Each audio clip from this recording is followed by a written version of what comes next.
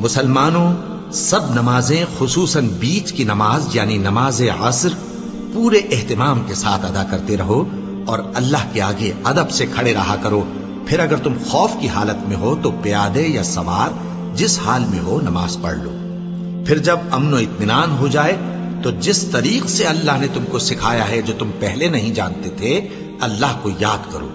اور جو لوگ تم میں سے مر جائیں اور عورتیں چھوڑ جائیں وہ اپنی عورتوں کے حق میں وصیت کر جائیں کہ ان کو 1 سال تک خرچ دیا جائے اور گھر سے نہ نکالی جائے.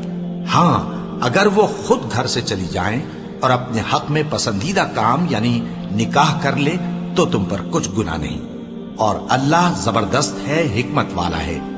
اور مطلقہ عورتوں کو بھی دستور کے مطابق نان و نفقہ دینا چاہیے. پرہیزگاروں پر یہ بھی حق ہے. اسی طرح اللہ اپنے احکام تمہارے لیے بیان فرماتا ہے تاکہ تم سمجھو.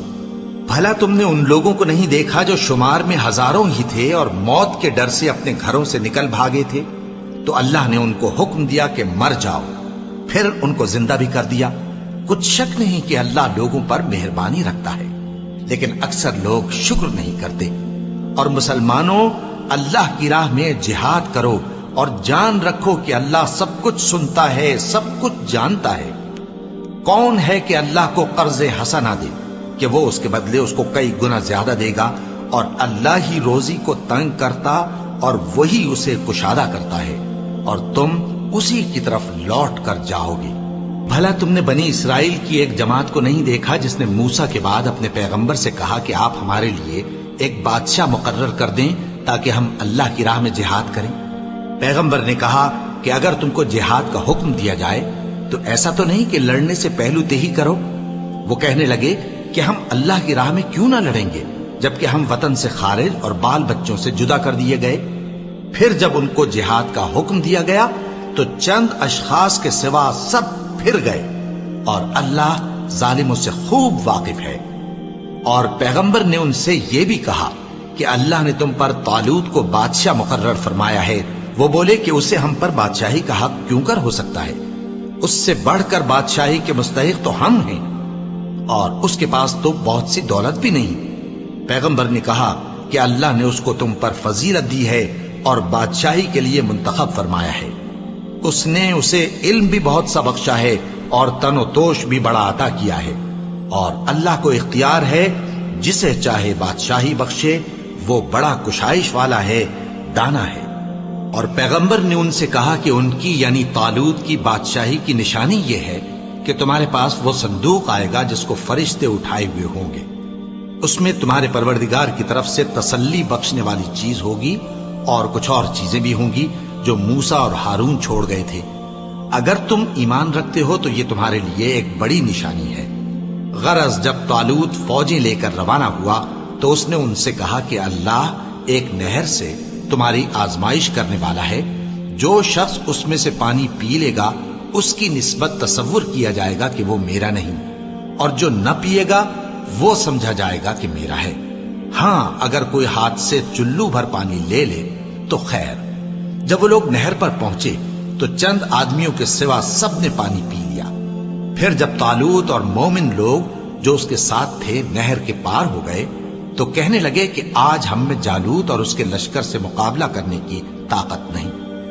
جو لوگ یقین رکھتے تھے کہ ان کو اللہ کے روبرو حاضر ہونا ہے وہ کہنے لگے کہ بسا اوقات تھوڑی سی جماعت نے اللہ کے حکم سے بڑی جماعت پر فتح حاصل کی ہے، اور اللہ ثابت قدم رہنے والوں کے ساتھ ہے.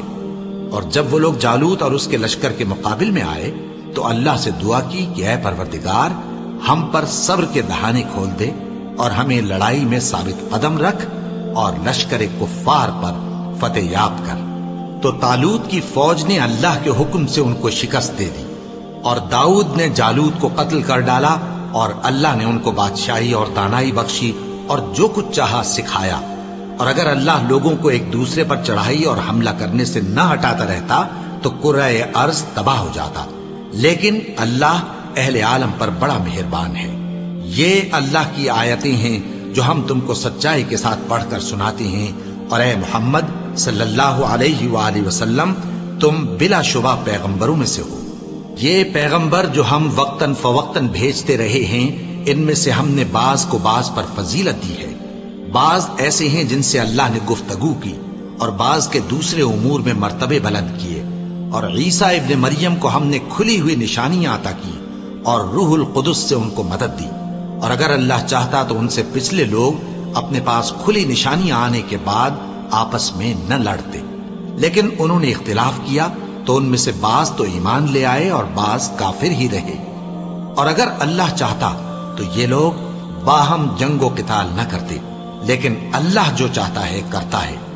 اے ایمان والو، جو مال ہم نے تم کو دیا ہے اس میں سے اس دن کے آنے سے پہلے پہلے خرچ کر لو جس میں نہ اعمال کا سودا ہو اور نہ دوستی اور سفارش ہو سکے، اور کفر کرنے والے لوگ ظالم ہیں۔